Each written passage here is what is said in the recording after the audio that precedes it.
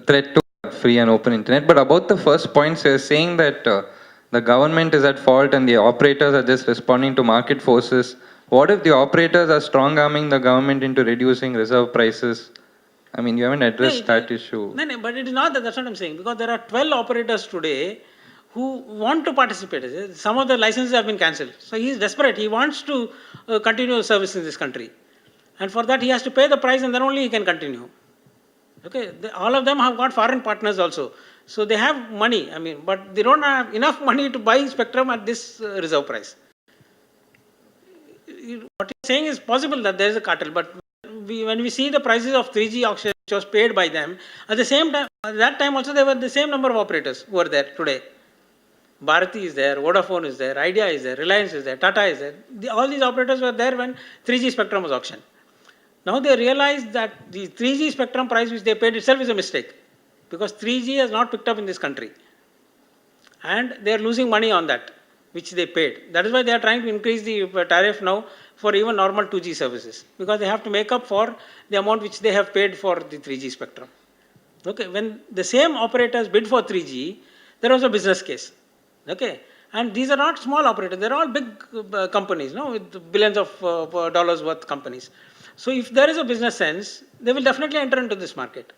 Or somebody new also will come. If he feels that this latest round of licenses which were given, they were all real estate people. They said, just like I can hoard property, I will hoard spectrum and ensure that I cash in on that. Some of them did it also. If you see after 2G scam, there were a lot of relationships issues which developed between the foreign investors, like foreign telecom services with Indian services. If you see Telenor or Systema, whoever. Correct. And at the end, they felt a lot of problems in running their business in India. Like Uninor, they cancelled they stopped servicing in South India. Correct. And there was a problem between Sham Telecom and Systema also. So don't you think that all these things, which was a fault of government of India actually, because what Ministry of Telecom did at that time, so doesn't these things actually affect the sentiment of the investors, and it will in future also it might create a problem for the foreign investors to come to India? Correct. Like how the government is looking up to all these issues? Are they promoting actually? Do they want to get more foreign investors in India in this sector, or they're not looking for all this now? No, they want it. I mean, they went up to the Supreme Court, no, saying that, but finally the Supreme Court said, no, what you did is wrong. Yeah. Okay. But they accepted that. I mean, because there is no appeal beyond the Supreme Court. They realized that this has affected the foreign investors. Okay. Yes, yeah. So one of the principles of this policy is to ensure that you have a policy which is stable. Okay.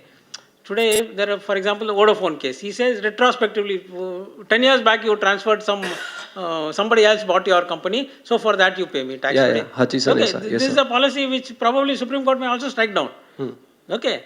But what the policy recommends is that you should have a fair, transparent policy which remains for some time. You don't change it every day. Okay. If you have a transparent policy, then there is no problem. If you had auction, see for example, if they had auction spectrum instead of giving it on first come first served services, this problem would not have come. Okay. Even first come first served services, there were 2 or 3 mistakes which the government did, for which they are in trouble. First come first served services, for example, was done by the NDA government also. After the first one was done, but there was no problem in that. But some more tweaking was done in this allotment of spectrum, which the Supreme Court felt is not right. They suddenly changed the date. Then they said, whoever brings me the money first, I'll give him first. First come, first served means you apply, you stand in the queue, and then you are given some time to pay the money. Everybody is given that much time to pay the money. Yeah. They said, whoever brings me the draft first, I'll give him license first, I'll give him spectrum first. Some mistakes were made by the government, because of which this has happened. But in future, once it is a transparent procedure is followed, it is allotted in a transparent manner, this problem will not come. But this has occurred. It has affected the sector badly. Very badly it has affected, in fact. The telecom sector is in shambles because of this cancelling of licenses and this. So after that, I don't think like India didn't get any proposal from any investor, right? In this service, in this sector. For example, that Uninor himself, Telenor has partnered with somebody else and bid for the spectrum, is it? Yeah, yes, sir. So it is not that he has left the country. They want to remain. They want to do business. They feel that it is profitable. It is worthwhile doing business. So he has partnered with some other partner and now taken the spectrum. Yes, sir. Who only feels that some circles, the spectrum, the reserve price is high. Therefore, I do not want in those circles. But where he feels he can make money, he has bought spectrum in those circles. Okay. Thank you, So sir. it will not affect. It will, foreign investment will come because tomorrow 4G has to come. For 4G, definitely investments are required. And foreign investors are ready to invest in 4G. It has affected to some extent. This sudden cancellation and saying that whatever losses you have incurred, we will not be part of that and thing. It has definitely affected the sector. But in future, I think if spectrum is auctioned and transparent policies are followed, this should not happen. Thank you, sir. Why don't we thank Mr. Gopal for the lecture? Thank you.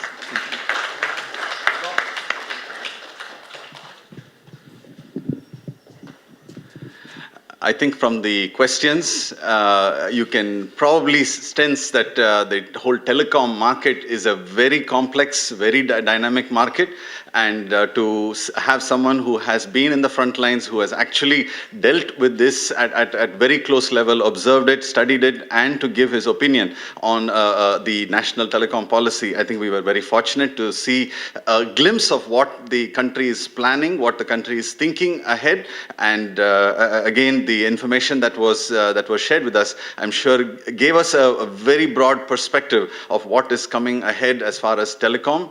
Definitely exciting things ahead in terms of wireless, and the information that was packed in a very, very comprehensive manner, touching all of the aspects: internet, mobile, spectrum, license, all of it was covered. Again, we'd like to thank Mr. Gopal, and he also shared with us some interesting personal insights, and it was always interesting to see when our alumni come back, what is that a few things that they would want to share with us, and those definitely are from the heart. And to express our appreciation from the heart, may I request one of the students to come forward and give a memento. I think that's most appropriate because it's from a student to another former student. So maybe anyone from the audience can come. Please come and share. Maybe one of you who asked a question would be the right people to come. Please come.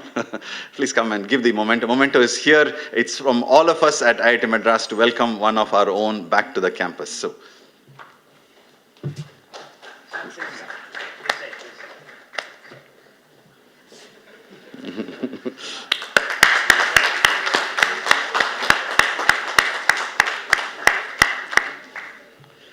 So thank you very much for attending today's lecture. Have a pleasant evening. Thank you. Thank you.